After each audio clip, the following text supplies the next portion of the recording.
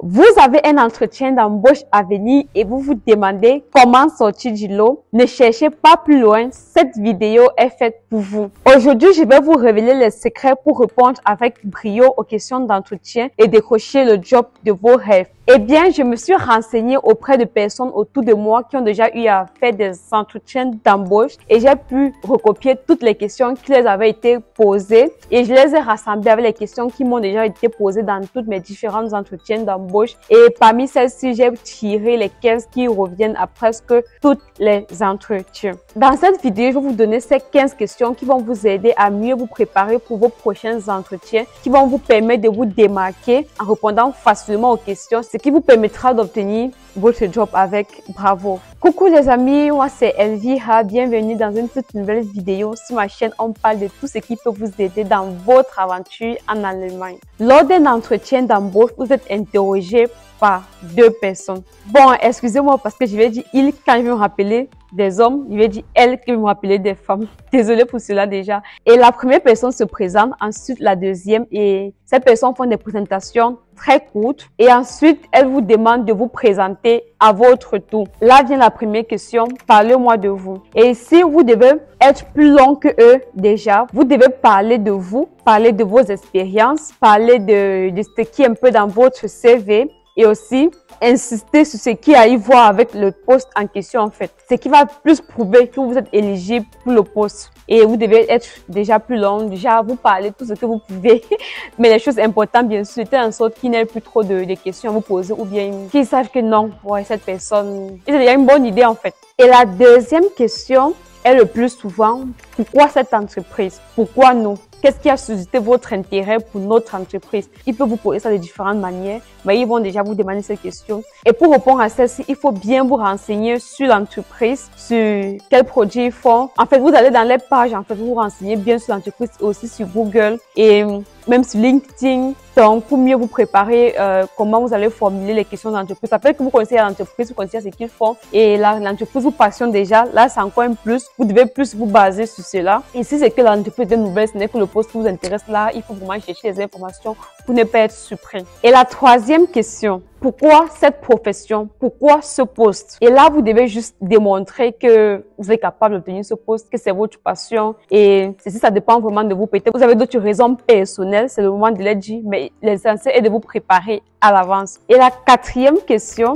préférez-vous terminer une tâche en premier ou bien travailler sur plusieurs tâches en parallèle? Là, ça dépend aussi de vous. Vous devez répondre en fonction du type de personne que vous êtes. Il faut déjà savoir sur une question qui revient le plus souvent ou poser autrement en fait pour voir la manière dont vous travaillez. Et la cinquième question, comment gérez-vous votre stress? Parce qu'on sait, dans le monde du travail, vous êtes appelé à être stressé. C'est normal en fait. Parce que vous pouvez avoir plusieurs tâches et aussi les choses sont nouvelles. Et avec l'école le plus souvent ou autre chose à côté, c'est pas facile de gérer tout en même temps. Et là, ils veulent savoir comment vous réagissez et c'est à vous de mieux vous préparer pour répondre à cette question.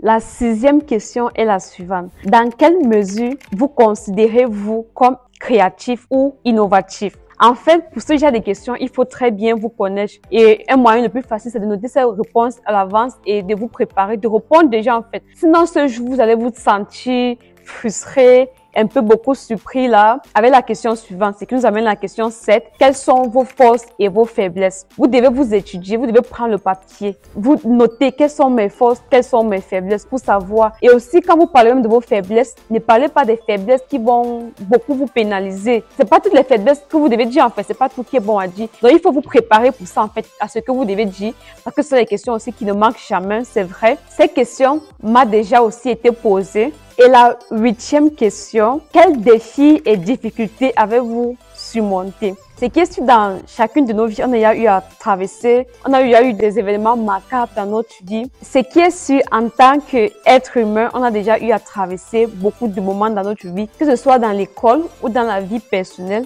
On a déjà eu à traverser des moments très difficiles et surtout pour nous, étrangers, dans un tout nouveau pays. Du coup, on aura quand même quelque chose à dire au niveau de cette question. Ce qui est important, c'est de bien se préparer à la veille. Et la 9e question qui revient aussi le plus souvent est: quelles sont les tâches que vous souhaitez accomplir seul? Quelles sont les tâches que vous souhaitez accomplir en équipe? Et là également, vous allez prendre un bout de papier et noter les tâches que vous souhaitez accomplir seul, les tâches que vous préférez accomplir en équipe. Pas forcément une tâche précise en fait. Déjà, quel genre, quel style de tâches juste pour vous préparer à l'avance parce qu'il faut déjà s'attendre à ce style de questions. Bon, tout à l'heure, c'était les défis et les difficultés. Maintenant, dans la 10e question, le plus souvent, l'une des deux questions revient en fait. Ce qui nous amène à la 10e question. Quel a été votre plus grand succès ou votre plus grand échec? Vous devez le savoir. Avant d'aller à l'entretien d'embauche, vous devez savoir ceci pour ne pas arriver là-bas. Commencez à réfléchir. C'était encore quoi mon plus grand échec là? C'était encore quoi mon plus grand succès là? Ce sont les choses vraiment, c'est vous seul qui connaissez, mais il faut déjà vous attendre à cette question. Et la 11e question, le plus souvent, on vous demande toujours ceci parce que si vous êtes étudiant, vous avez l'école et ensuite, qu'est-ce que vous faites? Qu'est-ce que vous faites entre temps? Du coup, il vous demande qu'est-ce que vous faites dans votre temps libre? Comment occupez-vous votre temps libre? Il peut poser ça de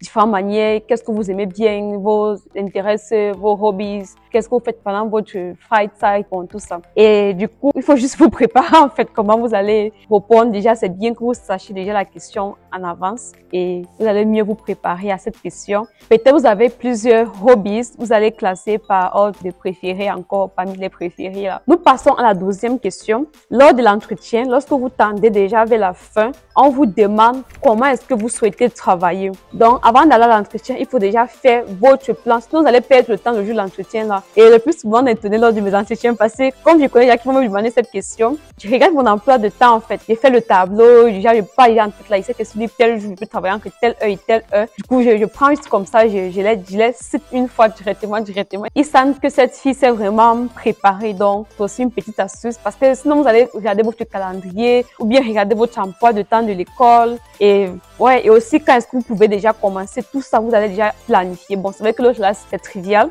Sinon, quand est-ce que vous pouvez travailler votre disponibilité exacte, vous devez déjà savoir et noter ça à côté de vous parce que la question peut arriver vers la fin. Et la 13e question, c'est une question qu'on nous a presque tous posée au cours de langue. Pourquoi cette filière? Et bon, c'est aussi personnel. Peut-être c'est parce que vous voulez être comme votre père ou bien parce que ça vous intéresse vraiment, parce qu'on vous a conseillé. Ça dépend de vous en fait. Il faut bien juste vous préparer parce que quand vous êtes préparé, vous avez moins de stress et tout passe fluidement et en plus vous êtes plus convaincant et vous sentez aussi plus à l'aise bien sûr. Et la 14e question, c'est si peut arriver au milieu, à la fin, au début, mais c'est jamais la première question. Bon, dans cette 14e question, on vous demande pourquoi vous changez de job ou bien pourquoi vous quittez votre ancien job. Peut-être votre contrat est fini, ça vous de le dire. Peut-être vous voulez gagner de nouvelles expériences, ça vous de le dire. Il faut juste vous préparer à l'avance parce que ces questions arrivent aussi très fréquemment.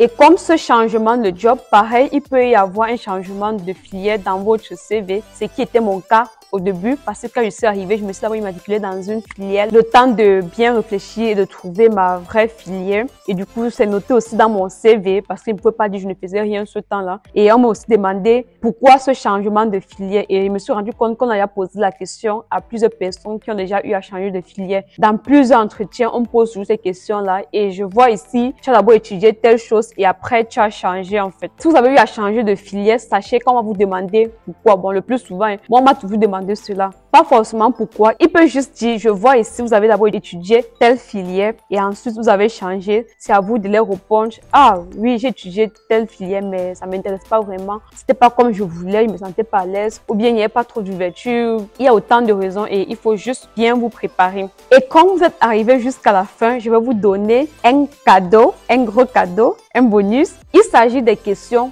dont on n'a pas le droit de vous poser. Par exemple, j'ai déjà reçu une parmi ces questions et après, quand je parlais avec une professionnelle, elle m'a dit, on n'a pas le droit de te poser cette question. Et elle m'a donné d'autres questions non autorisées lors de l'entretien. Par exemple, avez-vous l'intention de vous marier? À quel parti politique appartenez-vous? Avez-vous un handicap? Ou bien quelles sont vos origines ethniques. Voilà, vous êtes maintenant bien armé pour briller dans votre entretien d'embauche. N'oubliez pas d'être vous-même naturel, même si l'être humain est déjà naturel.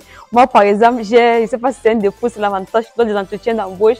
Je ris même ou bien je souris, mais j'ai remarqué, je ris toujours en fait. On me fait le constat que j'ai ri. Quand quelque chose amuse, je ris en fait. Les autres rient, je ris aussi quand ça m'amuse vraiment. Ou bien un collègue lance une blague à l'autre. Bon, je ris aussi et oui, je parle simplement et c'est ce que je vous conseillerais de faire aussi, de rester positif et de montrer votre passion pour le post. Merci d'être resté jusqu'à la fin et si la vidéo vous a plu, n'oubliez pas de me laisser un pouce en l'air et aussi de vous abonner si vous êtes nouveau sur ma chaîne. À la prochaine!